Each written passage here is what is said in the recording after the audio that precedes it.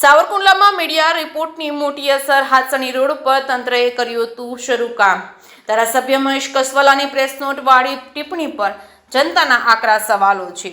લોકશાહીમાં મીડિયાને ચોથો સ્તંભ કેમ કહેવામાં આવે છે તેનો જીવતો જાગતો પુરાવો સાવરકુંડલામાં જોવા મળ્યો. સાવરકુંડલાના હાથસણી રોડની બિસ્માર હાલત અંગે સ્થાનિક લોકો અને સદસ્યોની અનેક રજૂઆતો છતાં તંત્ર ઘોર નિંદ્રામાં હતું, પરંતુ પ્રેસ મીડિયાના ધારદાર કવરેજ બાદ આખરે વહીવટી તંત્ર જાગ્યું છે. હમણાં સ્થાનિક ધારાસભ્ય મહેશ કસવાલાએ એક જાહેર કાર્યક્રમમાં નિવેદન આપ્યું હતું કે જનતાએ પ્રેસ નોટની રાજનીતિ કે પરંપરામાંથી બહાર આવવું પડશે, પરંતુ સ્થાનિક રહીશો અને નગરપાલિકાના સદસ્યો પૂછી રહ્યા છે કે જો મીડિયામાં અહેવાલ ન ચમકે તો શું તંત્ર ક્યારે જાગશે ખરું? આ ઘટના પરથી સાબિત થાય છે કે ધારાસભ્યએ પોતે આ ગંભીર બાબતે ખાસ ધ્યાન આપવાની જરૂર છે, કારણ કે જનતા રજૂઆતો કરીને થાકી ચૂકી હતી.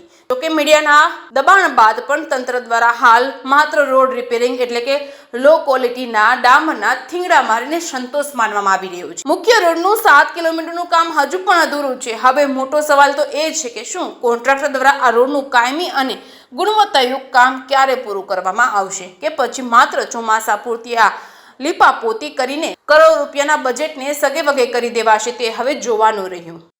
નવા રોડ તો હજી થતો નથી, ઠીકડા જ મારવા આવ્યા છે હજી. અને આ ઠીકડા હજી તમે આમ છેટ સુધી આંટો મારશો તો કેટલા ખાડા છે, કેવા ખાડા છે. અત્યારે દર્દીને લઈ જવા હોય તો વિચાર કરવો પડે કેવી હાલતમાં લઈ જવા. છેટ ગૌશાળાના ઢાળથી ઠેઠ આમ આસો રાધેશ્યામ સોસાયટી સુધી ઠેઠ સુધી ખાડા જ છે. અને એક સાઈડ આરસીસી કર્યો, આવો ક્યાંક જગ્યાએ આરસીસી હોય, એક જગ્યાએ આરસીસી કર્યો ને એક જગ્યાએ નહીં.